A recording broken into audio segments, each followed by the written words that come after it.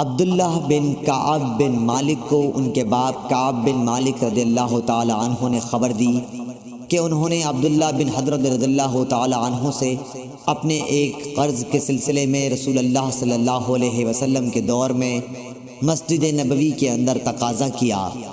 دونوں کی آواز کچھ اونچی ہو گئی، یہاں تک کہ رسول اللہ صلی اللہ علیہ وسلم نے بھی اپنے حجرے سے سن لیا۔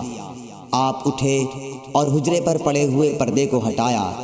آپ نے کعب بن مالک کو آواز دی، اے کعب۔ کعب بولے، یا رسول اللہ صلی اللہ علیہ وسلم، حاضر ہوں۔ آپ نے اپنے ہاتھ کے اشارے سے بتایا کہ وہ اپنا آدھا قرض معاف کر دے۔ حضرت کعب نے عرض کی، یا رسول اللہ صلی اللہ علیہ وسلم، میں نے معاف کر دیا۔ آپ نے ابن ابی حضرت سے فرمایا، اچھا اب چل اٹھ، اس کا قرض ادا کر۔ صحیح بخاری حدیث نمبر 471۔ عبداللہ بن عمر رضی اللہ تعالی عنہ سے روایت ہے کہ ایک شخص نے نبی کریم صلی اللہ علیہ وسلم سے پوچھا، جبکہ اس وقت آپ منبر پر تھے، کہ رات کی نماز یعنی تہجد کس طرح پڑھنے کے لیے آپ فرماتے ہیں؟ آپ نے فرمایا کہ 2 رکعت کر کے پڑھے، اور جب صبح قریب ہونے لگے تو 1 رکعت پڑھ لے۔ یہ 1 رکعت اس ساری نماز کو طاق بنا دے گی۔ اور آپ فرمایا کرتے تھے کہ رات کی آخری نماز کو طاق رکھا کرو، کیونکہ نبی کریم صلی اللہ علیہ وسلم نے اس کا حکم دیا۔ صحیح بخاری حدیث نمبر 472۔ ایوب سختیانی نے ابن عمر سے روایت کی ہے کہ ایک شخص نبی کریم صلی اللہ علیہ وسلم کی خدمت میں حاضر ہوا۔ آپ صلی اللہ علیہ وسلم اس وقت خطبہ دے رہے تھے۔ آنے والے نے پوچھا کہ رات کی نماز کس طرح پڑھی جائے؟ آپ نے فرمایا 2 رکعت، پھر جب طلوع صبح صادق کا اندیشہ ہو تو 1 رکعت وتر کی پڑھ لے، تاکہ تو نے جو نماز پڑھی ہے اسے یہ رکعت طاق بنا دے۔ اور امام بخاری نے فرمایا کہ ولید بن کثیر نے کہا کہ مجھ سے عبید اللہ بن عبداللہ عمری نے بیان کیا۔ عبداللہ بن عمری رضی اللہ تعالی عنہ نے ان سے بیان کیا کہ ایک شخص نے نبی صلی اللہ علیہ وسلم کو آواز دی جبکہ آپ مسجد میں تشریف فرما تھے۔ صحیح بخاری حدیث نمبر 473۔ ابو واقد لیثی حارث بن عوف نے بیان کیا کہ رسول اللہ صلی اللہ علیہ وسلم مسجد میں تشریف رکھتے تھے کہ 3 آدمی باہر سے آئے۔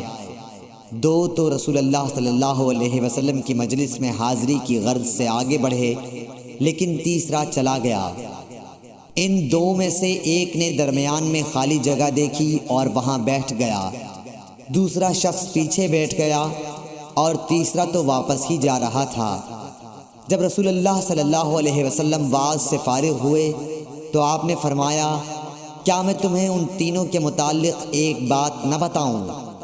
ایک شخص تو خدا کی طرف بڑھا اور خدا نے اسے جگہ دی، یعنی پہلا شخص رہا، دوسرا تو اس نے لوگوں میں گھسنے سے شرم کی، اللہ نے بھی اس سے شرم کی، تیسرے نے منہ پھیر لیا، اس لیے اللہ نے بھی اس کی طرف سے منہ پھیر لیا۔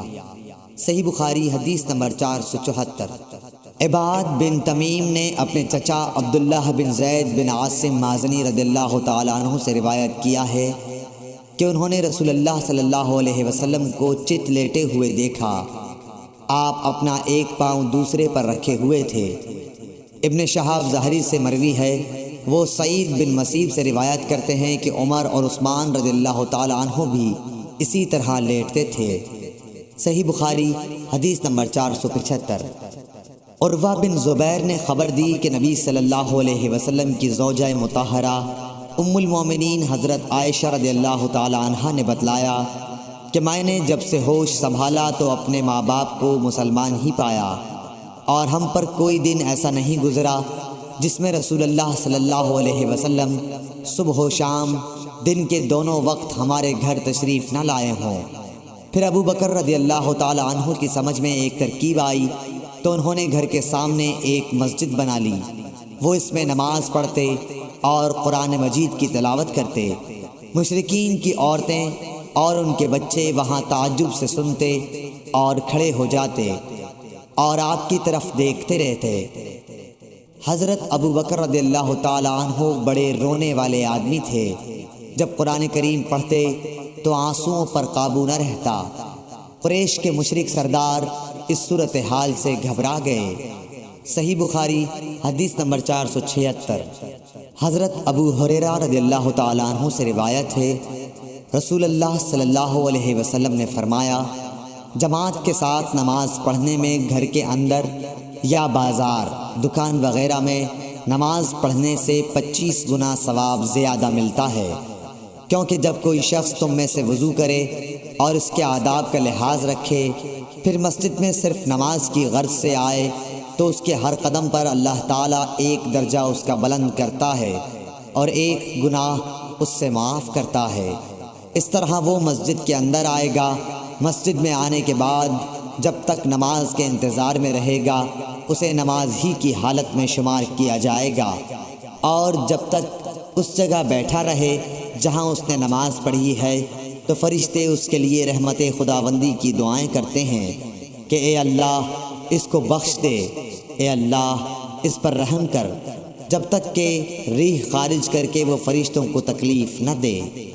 صحیح بخاری حدیث نمبر 477۔ عبداللہ بن عمرو بن عاص رضی اللہ تعالی عنہ سے روایت ہے کہ رسول اللہ صلی اللہ علیہ وسلم نے فرمایا کہ عبداللہ بن عمرو، تمہارا کیا حال ہوگا جب تم برے لوگوں میں رہ جاؤ گے؟ اس طرح یعنی آپ نے ایک ہاتھ کی انگلیاں دوسرے ہاتھ میں کر کے دکھلائیں۔ صحیح بخاری حدیث نمبر 480۔